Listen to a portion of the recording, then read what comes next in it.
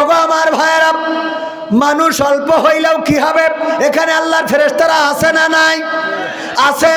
অল্প দুবলো বনে বাঘ পাওয়া যায় না? আমি এমন বাঘ মনে করি এখানে আছে, এমন বাঘ কি এখানে সত্যি আছে?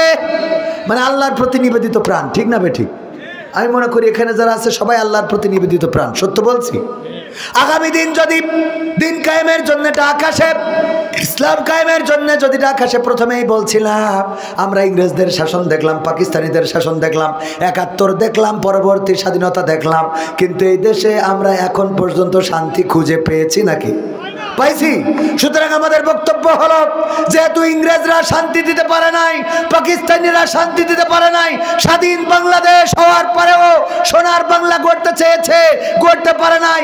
গ্রিন বাংলা গড়তে চেয়েছে, পারে নাই। সবুজ বাংলা, নতুন বাংলা, ডিজিটাল বাংলা, স্মার্ট বাংলা গড়তে চেয়ে স্টেজ ভেঙেছে, ঠিক না ভাই? ঠিক। স্মার্ট বাংলাদেশ, ঠিক না বেঠে? দেশ পর্যন্ত পৌঁছায় নাই। সবুজ বাংলা গড়বে, সোনার বাংলা গড়বে, নতুন বাংলা গড়বে, ডিজিটাল বাংলা গড়বে, স্মার্ট বাংলা গড়বে। আমরা আজ পর্যন্ত এত কিছু খালি শুনেছি, সেই ডিজিটাল বাংলায় শান্তি পায় নাই, স্মার্ট বাংলায় শান্তি পায় নাই, সোনার বাংলায় শান্তি পায় নাই, নতুন বাংলায় শান্তি পায় নাই, সবুজ বাংলায় শান্তি পায় নাই। আমাদের দাবি হলো আগামীর বাংলা হতে হবে আল কোরআনের বাংলা, ইসলামের বাংলা। বলেন ঠিক না? যেহেতু সোনার বাংলা দিয়ে, সবুজ বাংলা দিয়ে, ডিজিটাল বাংলা দিয়ে, স্মার্ট বাংলা দিয়ে এই দেশের মানুষের নিরাপত্তা দিতে পারে নাই, খুন গুম ঠেকাতে পারে নাই, ধর্ষণ ঠেকাতে পারে নাই, সুতরাং আগামীর দেশ হবে ইসলামের দেশ। সব কিছু দেখা শেষ, দাড়ি টুপির বাংলাদেশ। বলেন ঠিক কিনা? সেই দাড়ি টুপির বাংলাদেশ কি এমনি এমনি হয়ে যাবে?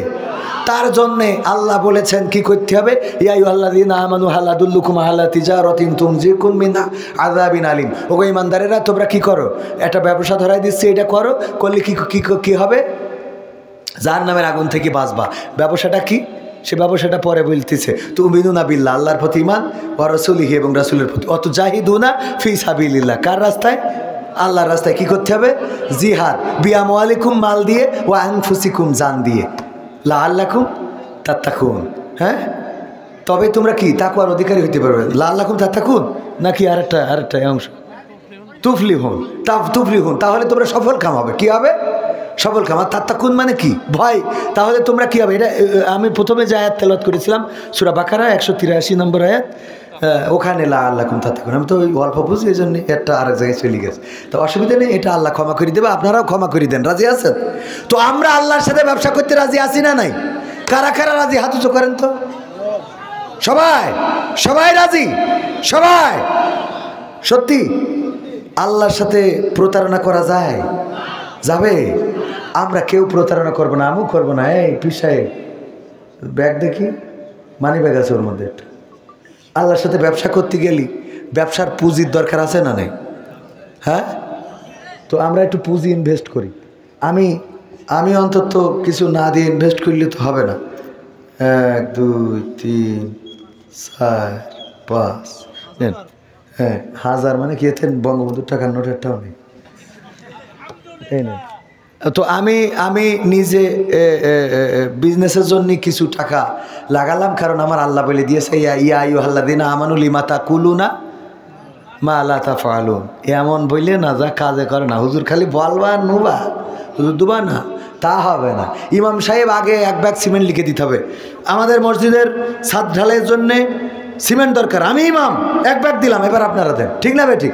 ইমাম কয় দিলি তাদের পড়ি চাইছাও, তোমার টাকা ধার দিলে বিপদ আরও বেড়ে যাবে। তোর বাপ থাকবে হাসপাতালে, তোর মা থাকবে অন্য জায়গায়, তোর বউ অসুবিধে করবে, তোর সন্তান ঝামেলা করবে, তোর ফসল ছাগলে খাবে, তোর দোকান বন্ধ হয়ে যাবে, তোর ব্যাংকের টাকা উঠবে না, তোর ব্যাংক লক হয়ে যাবে, সব সমস্যা দেখা যাবে টাকা ধার দেওয়ার পরে। বলেন ঠিক কিনা? সুতরাং টাকাও ধার দেবো না, সমস্যাও বাড়াবো না। মনে থাকবে? আর কেউ টাকা দেওয়ার মতো আছেন?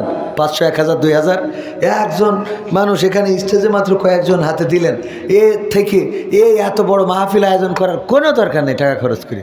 বড় বড় হুজুর কেন নিয়ে আসবেন আপনি নিয়ে আসবেন ছোট হুজুর, ছোট করে একটা প্যান্ডেল বানায় আয়োজন করবেন, দেখবেন সেখানে খুব ভালো ভালো মানুষ আসবে, শ্রোতা আসবে। এখানে যারা এসেছেন ভালো মানুষ আলহামদুলিল্লাহ। মানে আমি দুঃখ পাচ্ছি যে এই অঞ্চলে অন্তত আরও কিছু মানুষ এমন হওয়া দরকার ছিল যে হুজুর 5,000 টাকা আমি দিলাম, 10,000 টাকা, 5 ব্যাগ সিমেন্ট, ইট, রড, বালু এরকম দেওয়ার মানসিকতা আমাদের তৈরি করার দরকার আছে না নাই? আমি অনেকেই মনে করতে পারেন হুজুর আপনিও তো ওয়াজ করে অনেক টাকা না হইলে আসেন না। আমি একটা মাদ্রাসা করেছি, ঠিকানা তানজিমুল কুরআন ক্যাডেট মাদ্রাসা। কি মাদ্রাসা? ঠিকানা তানজিমুল কুরআন ক্যাডেট মাদ্রাসা। এই মাদ্রাসাটা করেছি আমি আমার খরচে, ওয়াজ করা টাকায়। 180 জন এই বছর শুরু করেছি, 180 জন ছাত্রছাত্রী। আজ এখানে আসার আগ পর্যন্ত আমি মাদ্রাসায় ছিলাম। আবার যখনই ফিরে যাই, বাড়ি ঢোকার আগে আমি আগে আমার মাদ্রাসায় ঢুকি, আগে মাদ্রাসায় বাউন্ডারিতে ঘুরি, তারপরে যাই। আমার স্বপ্ন হলো, গতকালকেও আলোচনায় বলেছিলাম, অনেকেই আমাকে কমেডিয়ান বলেন, নাট্যকার বলেন, ভাদাম্মা বলেন, উপহাস করেন। আমি সব উপহাস হাসি মুখে নিয়েছি, কারণ আমি যা কষ্ট করেছি সেই কষ্টের বদৌলতে আমি একটা মাদ্রাসা দাঁড় করিয়েছি, যে মাদ্রাসাটা আল্লাহ আমার নাজাতের ওসিলা করে দিতে পারে। সুতরাং আমার কেউ ভাদাম্মা বললে আমার কষ্ট হয় না, আমার কেউ কমেডিয়ান বললে কষ্ট হয় না, কারণ আমি এইগুলো করে যখন 2টা টাকা পাই, আমি আমার মাদ্রাসার ছাত্রদের যখন পুরস্কার হাতে তুলে দিই, মাসিক পরীক্ষায় তাদের পুরস্কার দিলাম, তাদের আনন্দে চোখে অশ্রু এসেছে। একজন অভিভাবকের বললাম কোনো অভিভাবক একটু মত প্রকাশ করবেন কিনা। একজন অভিভাবক কেঁদে ফেললেন যে আপনার এই নতুন মাদ্রাসায় আমার মেয়েটাকে দিয়েছি, আমি চিন্তা করছিলাম কেমন পড়াবেন, আজকে ফার্স্ট হয়েছে, পুরস্কার পেয়েছে, আমার কলিজা, আমার আত্মা ঠান্ডা হয়ে গেছে। বাচ্চাগুলো যখন পাঞ্জাবি টুপি পরে আর মেয়েরা যখন হিজাব পরে 21-এ র্যালি করলাম, আমার বাজারে ঘুরলো, আমার বাজারের মানুষগুলো দাঁড়িয়ে দেখলো যে এই বাচ্চাগুলো যারা শার্ট প্যান্ট পরে বেড়ানোর কথা, তারা আজকে টুপি পাঞ্জাবি পরে, কোরআনের হিজাব, মাদ্রাসায় পর্দার হিজাব পরে কোরআন বুকে নিয়ে তারা রাজপথে ঘুরছে। পাশে থাকা অন্যান্য ক্যাডেট স্কুলগুলোতে স্বাধীনতা দিবসের নামে ওই বাদ্য বাজনা বাজাচ্ছে আর মেয়েরা সেই যে এসে তাকে নাকি ধিন্তা করতেছে। আমি বলি সন্তানগুলো জাহান্নামে যাওয়ার কারণ, ঠিক না বে ঠিক? আল্লাহ বলেন ইয়া আইয়ুহাল্লাযীনা আমানু কু আনফুসাকুম ওয়া আহলিকুম নার।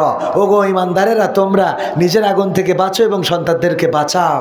আমাদের সন্তানগুলো টিকটক করে, ডিজে বাজায়, স্বাধীনতা দিবস, লাইলাতুল ভ্যালেন্টাইন, তারপরে যে উল্টো পাল্টা কাজ, পিকনিক করা, এ করা, তা করা, দুমদাম ধামাক্কা বাড়ি। বাধা দেন না। মাদ্রাসা, আমার মাদ্রাসা করতেছি হাজারো বাধা, তারপরেও আল্লাহর শুকরিয়া যে আলহামদুলিল্লাহ আমি এগুলো করেছি। এটা কেন বললাম?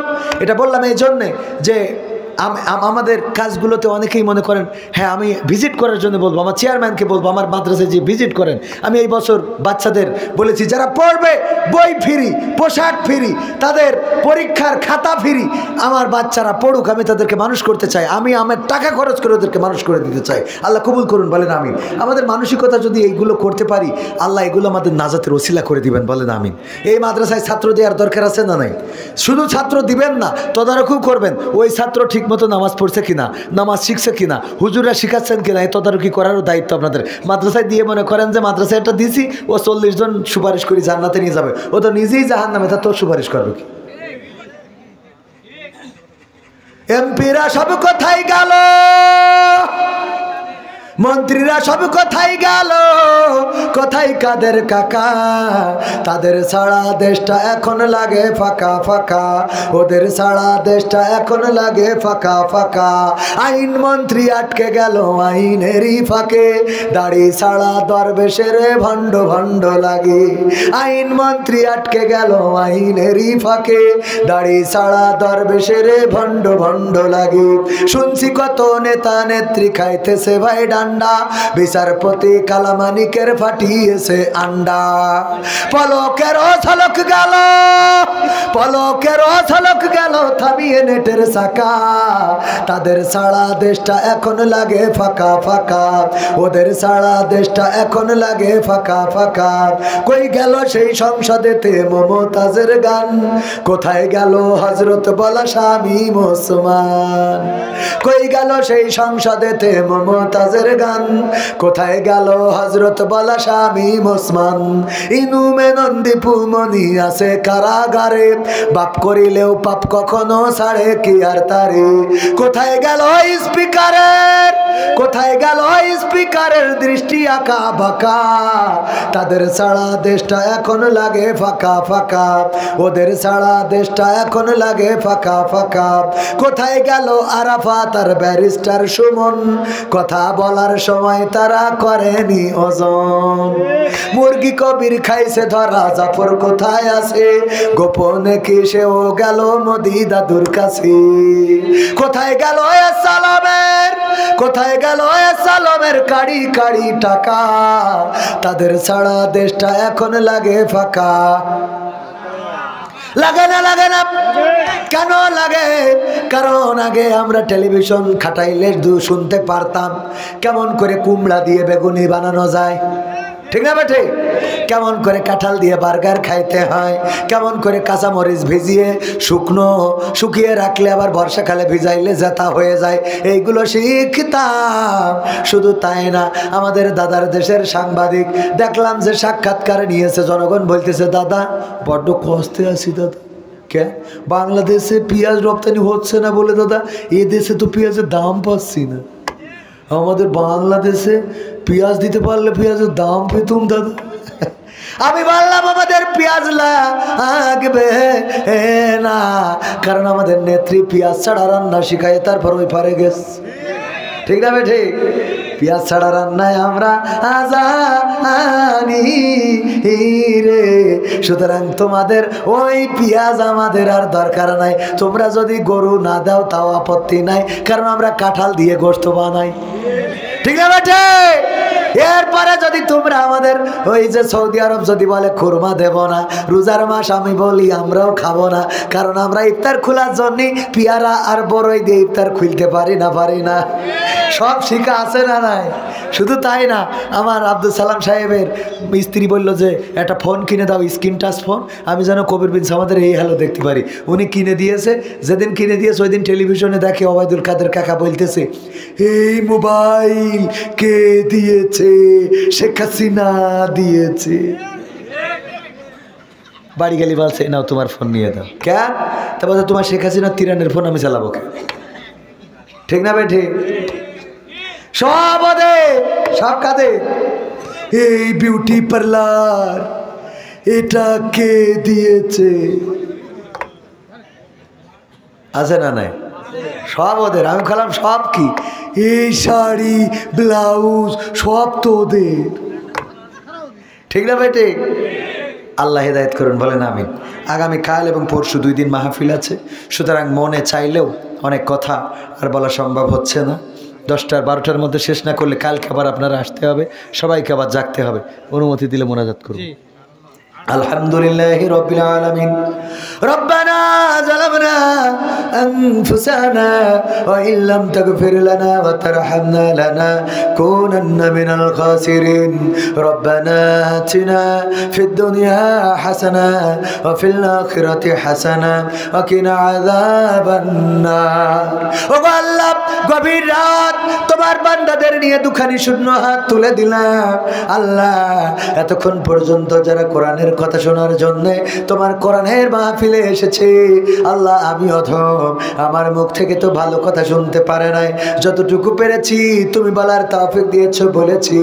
আল্লাহ, আমাদের বলা শোনার মধ্যে ভুল থাকলে তুমি তোমার নিজ গুণে তা ক্ষমা করে দাও। ওগো আল্লাহ, তুমি আমাদের সকলের জীবনের গুনাহগুলো মাফ করে দাও। জেনে গুনাহ করলাম না জেনে গুনাহ করলাম, বুঝে গুনাহ করলাম না বুঝে গুনাহ করলাম, আল্লাহ এমন অনেক গুনাহ আছে পৃথিবীর মানুষেরা কেউ জানে না, আমি জানি আর জানো তুমি। আল্লাহ, তুমি আমাদের সকলের জীবনের গুনাহগুলো মাফ করে দাও। ওগো আল্লাহ, তোমার কাছে হাত তুললে মনে পড়ে যায় জনম দুঃখিনী মায়ের কথা। মা জননী যাদের নাই, চিরজনমের মতো বিদায় নিয়ে চলে গেল, আল্লাহ অন্ধকার কবরে কেমন আছে জানি না। আল্লাহ, যাদের মা নাই, মায়ের কবরগুলো জান্নাতের বাগান বানাও। ওগো আল্লাহ, যাদের বাবা নাই, বটের ছায়ার মতো ছিল যে বাবা চিরজনমের মতো বিদায় নিয়ে চলে গেল, আল্লাহ বাবার কবর জান্নাতের বাগান বানিয়ে দাও। আল্লাহ দাদা দাদি নানা নানি কত আদরের সম্পর্ক, আল্লাহ চিরজনমের মতো বিদায় নিয়ে যারা অন্ধকার কবরে শায়িত হয়ে গেছে, আল্লাহ তুমি দয়া করে কবরগুলো ক্ষমা করে দাও। ও আল্লাহ 109তম মাহফিল ডমন পুকুর আল্লাহ আমিনিয়া কামিল মাদ্রাসা, আল্লাহ তুমি দয়া করে এই মাদ্রাসায় যারা লেখাপড়া করেছি, এই মাদ্রাসাটা যারা প্রতিষ্ঠিত করেছি, আর 109তম মাহফিল প্রথম যারা শুরু করেছিল, আল্লাহ কেউ তো দুনিয়ার পরে বেঁচে নাই। আল্লাহ কবরে কেমন আছে জানি না, এত সুন্দর দিনই প্রতিষ্ঠান এবং এত সুন্দর দিনের মাজমা করে যাওয়ার কারণে আল্লাহ তুমি দয়া করে তাদের কবরগুলো জান্নাতের টুকরায় পরিণত করে দাও। ওগো আল্লাহ এই গ্রামে যত কবরবাসী কবরে ঘুমানো, আল্লাহ কবরগুলোকে ক্ষমা করে দাও। আল্লাহ পর্দার অন্তরালে যত মা বোন আছেন, আল্লাহ মা বোনদেরকে কবুল করে নাও। নিঃসন্তানীকে সন্তান দান করে দাও। আল্লাহ অবিবাহিত যুবতীদের আল্লাহ অনেক পাত্রের ব্যবস্থা করে দাও। আল্লাহ তুমি দয়া করে আমার মা বোনদের যাদের স্বামীর সংসারে সুখ নাই, শান্তি নাই, আল্লাহ দাম্পত্য জীবনে সুখ শান্তি দিয়ে দাও। আল্লাহ তুমি দয়া করে যাদের সন্তান বেহারা হয়ে গেছে, ভুল পথে চলে গেছে, আল্লাহ তুমি তাদের হেদায়েত নসিব করে দাও। ওগো আল্লাহ আমার সাথে যারা হাত তুলেছে, জানি না কার মনে কি চাওয়া আছে, আল্লাহ এই অঞ্চলে যত মানুষ ব্যবসায়ী আছে, ব্যবসায় বরকত দান করে দাও। চাকরি করলে প্রমোশন দিয়ে দাও। আল্লাহ ফল ফসল যাদের আছে বরকত দান করে দাও। আল্লাহ তুমি দয়া করে যাদের অভাব আছে দূর করে দাও। আল্লাহ কন্যা দায়গ্রস্তের কন্যা বিবাহের ব্যবস্থা করে দাও।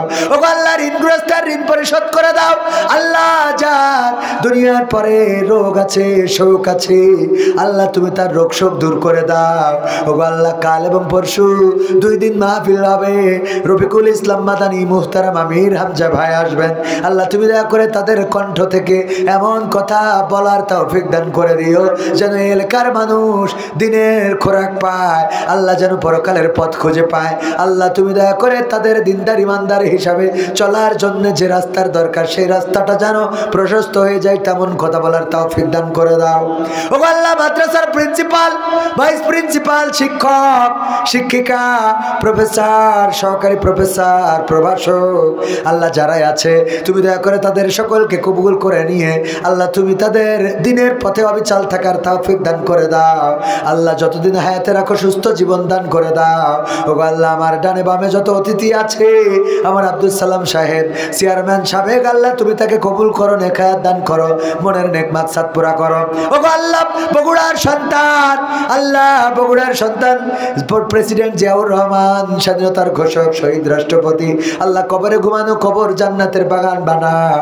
ওগো আল্লাহ তুমি দয়া করে এই উর্বর মাটিকে কবুল করে নিয়ে দিনের আলোয় আলোকিত করে দাও। আমার ইউটিউবার ভাইদেরকে কবুল করো। কতগুলো মানুষ আল্লাহ এসেছে দিনরাত পরিশ্রম করে বেড়ায়, কত জায়গায় যায়, কত মানুষের গালমন্দ শুনতে হয়। আল্লাহ আমার ইউটিউবার ভাইদেরকে কবুল করে নাও, নেক মাকসাদ পুরা করে দাও। যুবক যারা আল্লাহ তুমি দয়া করে বেকার আছে, তুমি তাদের চাকরির ব্যবস্থা করো, ছাত্রদের কামিয়াবি দান করো। আল্লাহ আখেরি ফরিয়াদ মরণ কালে আমাদের সকলের জবানে জারি করে দিয়া আখেরি কালেমা লা ইলাহা ইল্লাল্লাহু মুহাম্মাদুর রাসূলুল্লাহ সাল্লাল্লাহু আলাইহি ওয়াসাল্লাম। আসসালামু আলাইকুম।